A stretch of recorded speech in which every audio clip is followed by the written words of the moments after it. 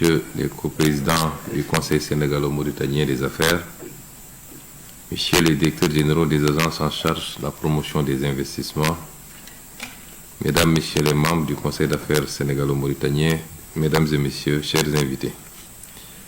Alors, nous sommes très ravis d'être là aujourd'hui et de coprésider avec notre homologue et en même temps collègue cette table ronde qui répond bien à son nom, au propre comme vous figurez d'ailleurs,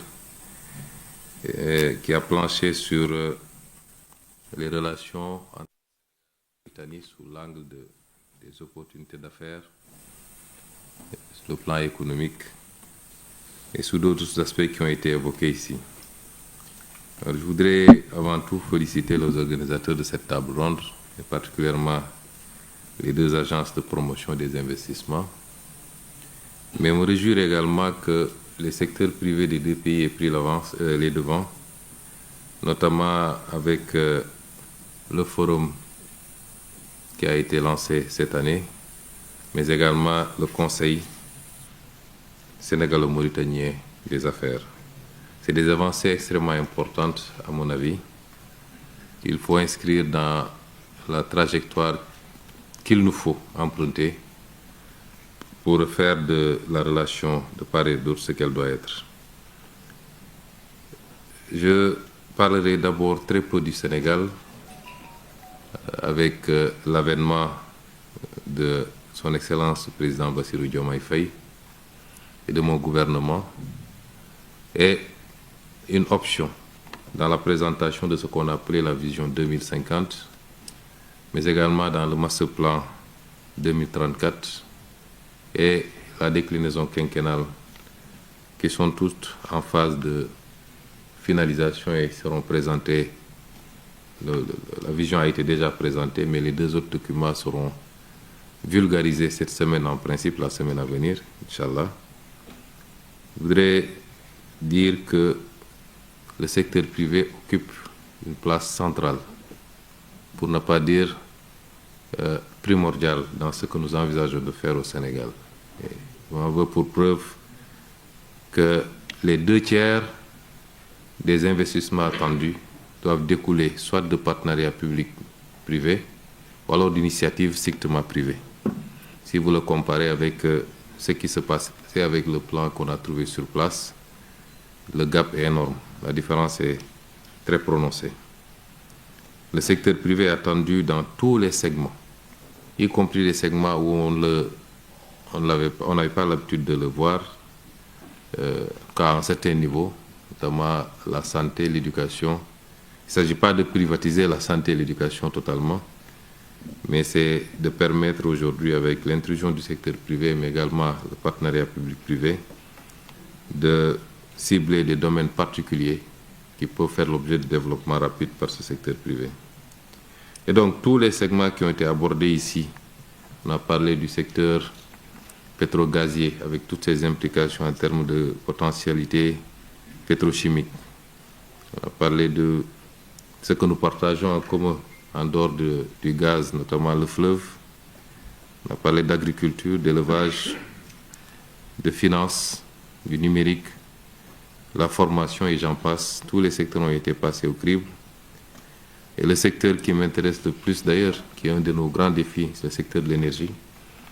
Je disais hier au Premier ministre que dans la vision 2050, en ce qui nous concerne, il est question d'atteindre une capacité de 10 000 MW à l'horizon 2050. On en produit un peu moins de 1700 aujourd'hui et vous voyez le gap qu'il faut combler. Et sans énergie, en quantité, en qualité et surtout à des coûts abordables, il est impossible d'industrialiser un pays, de réussir également la transformation agricole. D'où d'ailleurs la préoccupation sénégalaise, rejointe aujourd'hui par nos frères mauritaniens, d'avoir à tirer un peu plus de l'exploitation gazière. C'était 35 MFCF pour chacune des parties. Évidemment, ça suffit à peine à alimenter une centrale électrique de 250 MW. Nous en avons demandé 300 de plus.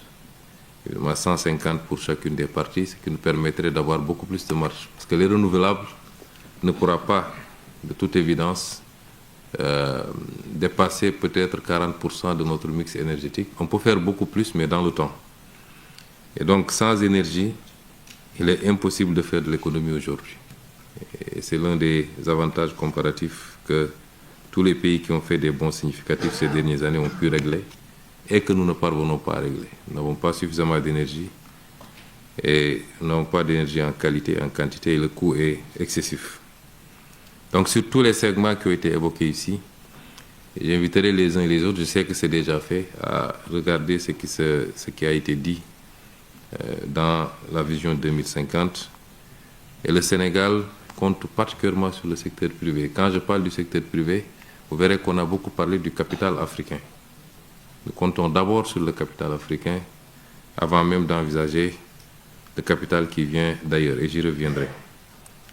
Les investisseurs mauritaniens sont les bienvenus au Sénégal. Ils le savent, je crois qu'il y a beaucoup d'investissements et de plus en plus importants du secteur privé mauritanien au Sénégal. Nous préférons que ce soit la Mauritanie. Plutôt, je ne citerai pas de pays que ça vienne de 6 000 km, 10 000 km de chez nous. Et nous espérons que la réciproque sera valable également au niveau de la Mauritanie. Ce qui me permet d'aborder le second point, les relations sénégalo-mauritaniennes. Je disais tantôt que les initiatives qui ont été prises récemment, et je félicite les secteurs privés, sont des initiatives salutaires, attendues et qui vont dans le bon sens. Mais il y a beaucoup de choses à faire, il faut les accélérer. J'ai tendance à dire que malheureusement en Afrique, nous faisons ce que les autres font en une semaine, nous le faisons en un an. Il faut aujourd'hui que nous nous inspirions des meilleures pratiques et que nous travaillions vite et bien, que nous prenions les décisions qu'il faut. Et avec le président Razouani, particulièrement, et j'insiste beaucoup, mais également avec le président Bassirou Diomaye Faye, je crois que les actes qui ont été posés, mais avant même notre avènement au pouvoir, j'ai tendance à dire que le prédécesseur du président Bassirou Diomaye Faye, lors de notre première entrevue avant la passation de pouvoir, a beaucoup insisté sur les relations avec notre voisin du Nord, comme il disait, notamment la Mauritanie.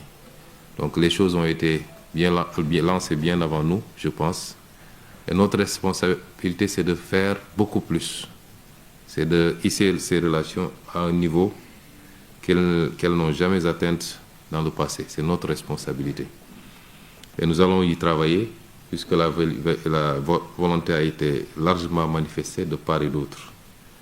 Mais dans la relation, comme nous disons, il faut beaucoup plus de Mauritanie au Sénégal et beaucoup plus de Sénégal en Mauritanie.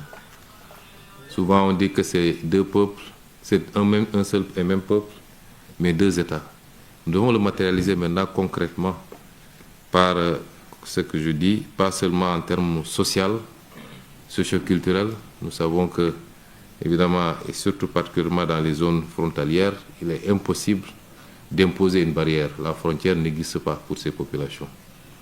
Mais il faut qu'au niveau des États, que nous puissions aller beaucoup, beaucoup plus loin. Et cette matérialisation va passer par une parfaite réciprocité. Tout ce qu'un homme d'affaires mauritanien peut faire au Sénégal, un homme d'affaires sénégalais doit pouvoir le faire en Mauritanie, dans les mêmes conditions, et vice-versa. Il faut qu'on puisse atteindre ce niveau-là, et pour cela, il faut que toutes les barrières soient levées. Toutes les barrières. Des exemples existent partout dans le monde, et qui marchent très bien, et je pense qu'on a beaucoup plus d'affinité pour pouvoir atteindre ces mêmes résultats, et qu'aujourd'hui, quand on va se retrouver peut-être, Monsieur le Premier ministre, dans un an,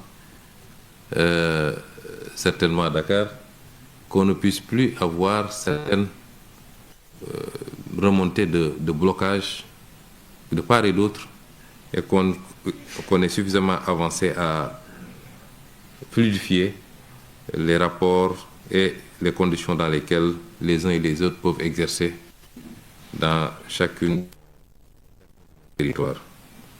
C'est extrêmement important parce que nos pays isolément ne peuvent pas constituer des marchés. Même ensemble, c'est des marchés assez faibles, mais ensemble, on est beaucoup plus fort. Et ensemble, on peut être des portes d'entrée mutuelles dans le reste de l'Afrique, du côté nord comme du côté sud ou centre.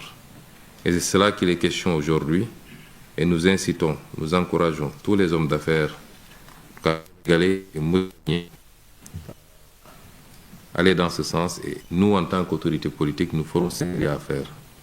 Depuis 2 jours que je suis ici, nous avons eu quand même de longues discussions. Beaucoup de problématiques ont été soulevées ici, des engagements ont été mutuellement pris de faire ce qu'il y a à faire, de travailler rapidement à faciliter les conditions d'exercice. Et ça me permet d'aborder le 3e et dernier point. J'ai parlé du Sénégal, j'ai parlé des relations entre le Sénégal et la Mauritanie. Je ne parlerai pas de la Mauritanie, Monsieur le Premier ministre fera aisément à ma place. Mais quels que soient les cadres que nous allons mettre en place pour que nos secteurs économiques puissent s'épanouir dans l'espace commun que nous allons constituer et dans ce cadre bilatéral que nous voulons le plus fort possible, il faudra également que nos opérateurs économiques puissent être accompagnés et protégés. Parce qu'ils n'ont pas encore les capacités et les épaules qu'il faut pour faire face à la concurrence qui peut venir de très loin quelquefois. Et nous avons besoin de cette concurrence, nous avons besoin de ces capitaux, d'où qu'ils viennent. Nous en avons besoin parce que notre secteur privé n'a pas encore totalement les capacités, notre secteur financier également, quand il s'agit d'investissements d'un certain volume, nous avons besoin des apports venant du monde entier.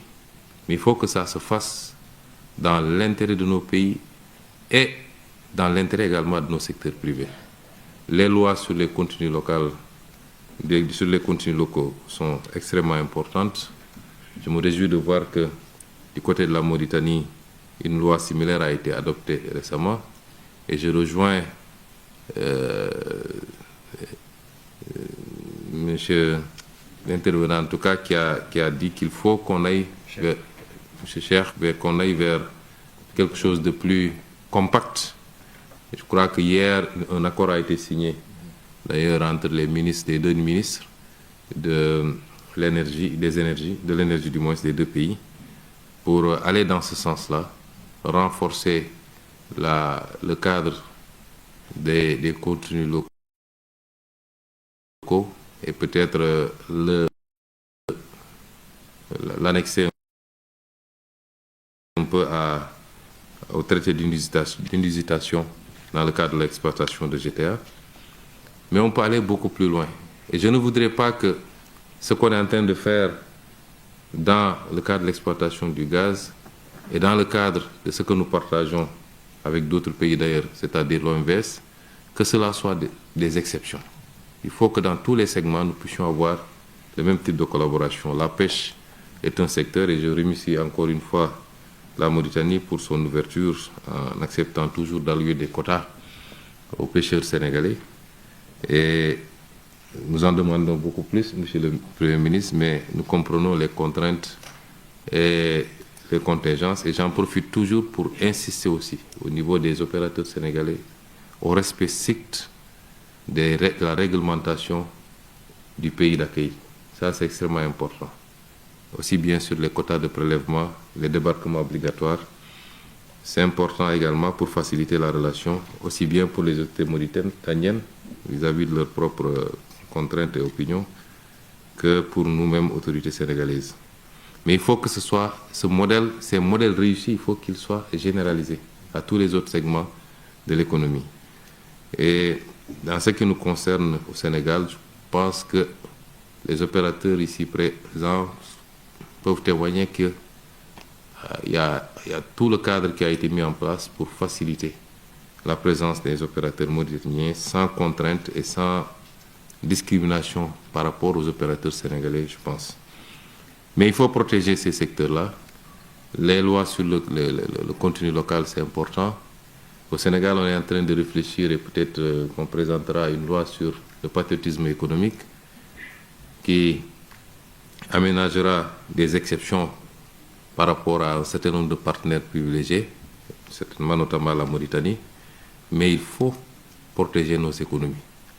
Nous ne pouvons pas nous ouvrir de manière sauvage. Les plus grandes guerres économiques aujourd'hui entre les grandes puissances sont les plus grandes guerres entre les grandes puissances sont des guerres économiques au sein de l'OMC parce que chacun protège en réalité à sa façon. Et nous, on vient nous dire que, comme disait l'autre, les Occidentaux ont compris qu'ils n'ont plus rien à gagner dans le protectionnisme, ils l'enlèvent du vocabulaire, mais ils le font autrement. Les quotas aux États-Unis, c'est une forme de protection. Les surtaxes, c'est une forme de protection. Et nous, on nous dit d'ouvrir sauvagement. Il faut aujourd'hui réfléchir sur des mécanismes certes souples, très intelligents, puisque nous avons besoin de capter l'investissement étranger, mais tout en protégeant nos économies locales par le biais des transferts de technologies notamment, mais surtout par l'exigence de joint venture avec les opérateurs locaux. Et beaucoup d'autres aspects qui viendront compléter les lois sur le contenu local. C'est vous dire, messieurs, dames du secteur privé, que nous comptons beaucoup sur votre participation. Avant, on nous avait fait croire que l'État devait tout faire. Des indépendances aux années 80, on s'est rendu compte que ça ne marche pas. On nous a imposé les privatisations, mais conçues, réfléchies pour le capital étranger particulièrement. Aujourd'hui, plus que jamais, nous sommes convaincus que le secteur privé doit porter le développement, mais il doit être le secteur privé d'abord national. Je disais tout le temps que je ne connais pas de pays qui se soit développé sans bourgeoisie nationale forte. Et ça, c'est nos options. Nous mettrons tous les cadres qu'il faut. Et je vois que la Mauritanie fait la même chose. Et dans le cadre de la jonction maintenant des initiatives, nous travaillerons à huiler les mécanismes pour que les secteurs privés, de part et d'autre, se sentent à l'aise et puissent contribuer à ces efforts de développement. Tout en vous félicitant une dernière fois pour cette initiative, je vous remercie pour votre aimable attention.